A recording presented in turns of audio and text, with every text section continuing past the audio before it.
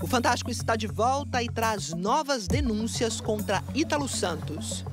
Ex-funcionários do influenciador revelam bastidores da relação de Ítalo com menores dentro da casa dele, diante e também longe das câmeras. Ele aparece muito com faixinha na cabeça, mas não é esportista. Nem se veste assim para dar dicas fitness. Ele estava sempre com adolescentes que usam roupas curtas em coreografias sensuais. E com isso, segundo o Ministério Público, ganhava muito dinheiro nas redes sociais. Vai!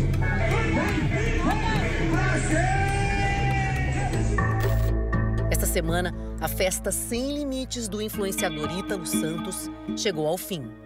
Depois das denúncias de outro influenciador, o Felca, as redes de Ítalo foram bloqueadas.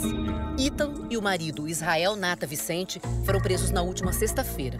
E pessoas próximas ao casal começaram a revelar o que se passava por trás das câmeras. Uma pessoa soberba e que tudo tem que andar conforme ele quer. Ele controlava a vida desses adolescentes? Se não fosse de acordo com o que ele queria, ele dispensava. Esses são ex-funcionários de Ítalo. Eles não são investigados e pediram para não serem identificados. Os ex-funcionários mostraram fotos, conversas e contaram sobre a rotina na casa do influenciador. Vocês estão sendo presos pelo DEIC, aqui de São Paulo. Mandado de prisão da Paraíba. Ítalo e Israel respondem por tráfico de pessoas e exploração sexual infantil. Mas por que só agora? Por que só depois da tremenda exposição que o influenciador Felca deu para o caso, vira um crime em algo que Ítalo faz há anos? Muita gente estava vendo o que acontecia. Os próprios funcionários do Ítalo, a escola dos adolescentes que apareciam nos vídeos do Ítalo, eles frequentemente chegavam atrasados no colégio. As plataformas têm acesso ao conteúdo postado. Só que foi uma pessoa anônima que viu as redes e não se conformou. Achou que tinha coisa inadequada ali. Foi para frente do computador e no dia 17 de dezembro do ano passado, decidiu mandar uma mensagem para o Ministério Público do Trabalho da Paraíba. Era uma denúncia simples, uma denúncia curta, de alguém que acompanhava os conteúdos produzidos por Ítalo Santos na internet e que imaginava que isso pudesse configurar a exploração do trabalho infantil. Nós mobilizamos uma equipe internamente para fazer o acompanhamento das postagens nas principais plataformas. O que eles queriam entender mesmo é o que acontecia nos bastidores. E começaram a chamar testemunhas. Alguns ex-funcionários, pessoas que tinham acesso à casa. A casa onde Ítalo morava com o marido e com os adolescentes. Essa mansão num condomínio em João Pessoa, que tem um símbolo gigante em frente, HS, de Ítalo Santos. Ostentação do lado de fora, mas por dentro...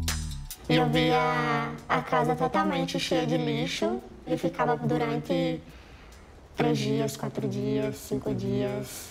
Eles não tinham muito um ambiente limpo. Pelo relato das testemunhas, moravam aqui o casal e outras 10 pessoas, 4 menores de idade. Na casa se passava uma espécie de reality show. Havia uma produção intensa de conteúdo, praticamente 24 horas, né? Assim, aliado ao fato de que havia monetização, gerava diferentes formas de receita, né, financeira para os acusados. Inquestionável a existência de uma relação de trabalho. Quando não era trabalho, os adolescentes não podiam ficar com o celular, contaram os ex-funcionários. Os celulares às vezes eram guardados dentro de uma caixa e outras vezes era guardado dentro do quarto dele com chave. Ele tinha muito medo de que as pessoas filmassem o que ele era por trás das câmeras. As festas na casa eram frequentes. Ele deixava que os adolescentes bebessem bebida alcoólica? Todos bebiam, sem restrição.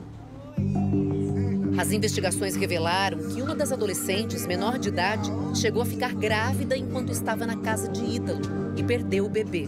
Os adolescentes se alimentavam direitinho? Quando ele queria.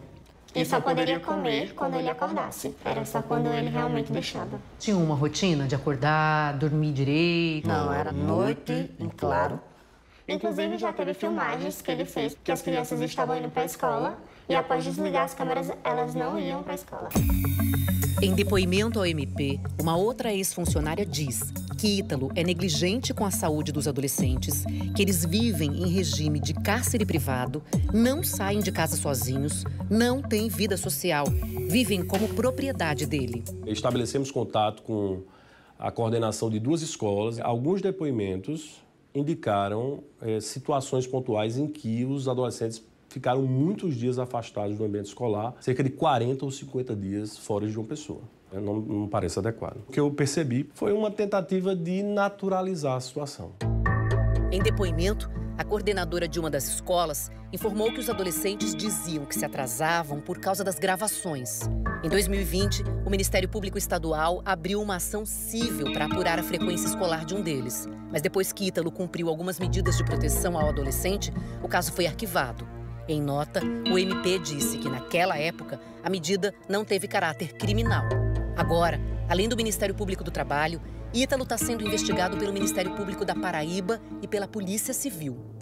Os pais dos adolescentes também foram ouvidos pelo Ministério Público. E as investigações mostram que eles recebiam uma espécie de mesada para os filhos ficarem na casa, morando com o Ítalo e também postando conteúdo.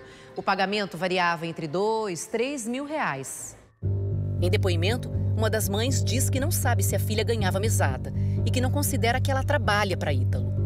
Nunca chegou até a sede do conselho nenhuma denúncia dos próprios pais responsáveis dessas adolescentes. Nós não conseguimos contato com os pais desses adolescentes. A gente queria tentar ver se a família dela poderia falar com a gente. A maioria dessas famílias vive em Cajazeiras, interior da Paraíba. Ítalo nasceu na cidade de 70 mil pessoas. Ele era o cara que dava aulas de dança na pracinha da cidade. Começou a gravar vídeos aqui com os adolescentes. Foi ganhando seguidores, se mudou para João Pessoa, ficou famoso nas redes sociais com esse tipo de conteúdo e enriqueceu. Ele chegava a receber dinheiro em espécie, em malas mesmo de dinheiro e joias. Eu via muitas sacolas de dinheiro saindo da casa dele. Ele estava ganhando dinheiro com esses adolescentes? Os órgãos de controle entendem que sim. E de várias formas, né? Esse projeto de produção de conteúdo, ele gerava várias formas de receita financeira. Uma delas justamente envolvia uma empresa responsável pela promoção de rifas e sorteios na internet. Ele tem relação com empresas de jogos de azar? Não que eu conheça. Não dá pra gente saber, então, de onde vem a renda dele? Eu sou advogado criminalista dele, eu não trabalho na parte de conhecer a origem do faturamento dele.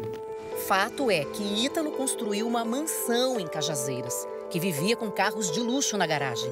Morou nesse prédio em João Pessoa, também nesse condomínio de casas em Bahia, região metropolitana de João Pessoa. Aqui ele chegou a pilotar moto sem capacete na contramão. Já tinha sido advertido sobre isso numa outra ocasião. Outra reclamação do condomínio. De novo, estava numa moto, sem capacete, só que dessa vez com uma mulher na garupa, fazendo topless.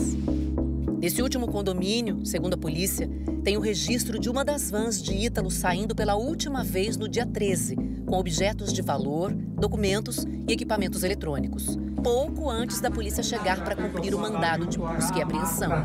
Saíram às pressas. Ficou identificada, durante essa busca, a possível eliminação de provas e também informações, indícios já de possíveis ameaças às testemunhas. Para evitar prejuízos para a instrução, foi solicitada essa prisão. Ítalo e o marido estavam nessa casa alugada em Carapicuíba, Grande São Paulo, quando a polícia foi atrás deles na última sexta-feira. Eles estavam, sim, tentando se evadir e sabiam já que seria expedido um mandado de prisão. A defesa de Ítalo Silva e do marido dele, Israel Vicente, nega as acusações. Ele estava lá porque ele estava fugindo? Não, de forma alguma.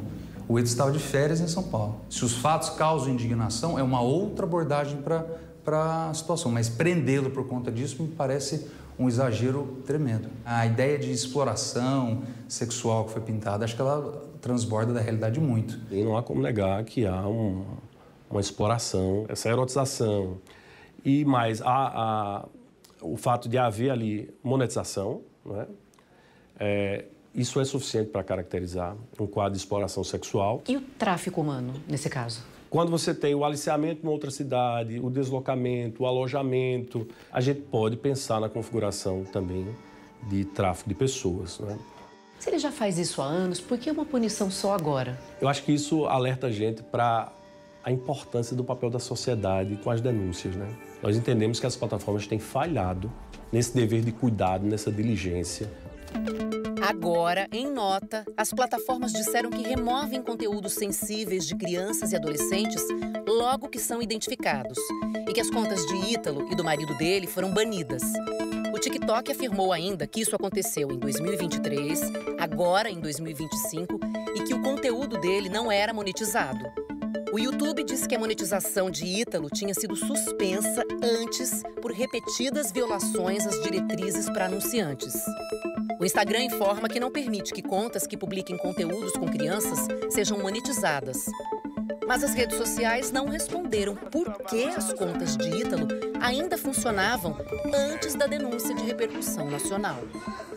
Hoje, quando você olha tudo, você pensa assim, será que eu devia ter denunciado isso? Várias vezes que eu pude fazer de guardar, que eu sabia de foto, conversas eu guardei. Ninguém nunca acreditou e nunca deu credibilidade. O ambiente de trabalho era totalmente degradante. Essa é a narrativa que mais de 10 trabalhadores trouxeram a mim. Eu sempre tive muito medo, porque ele sempre deixou muito claro que o dinheiro dele comprava tudo. Depois que tudo veio à tona, os adolescentes voltaram para suas famílias. Aqui fica o apelo. Eu acho que a sociedade brasileira precisa se engajar. É um debate muito relevante. Vocês estão sendo presos pelo DEIC, aqui de São Paulo. Mandado de prisão da Paraíba.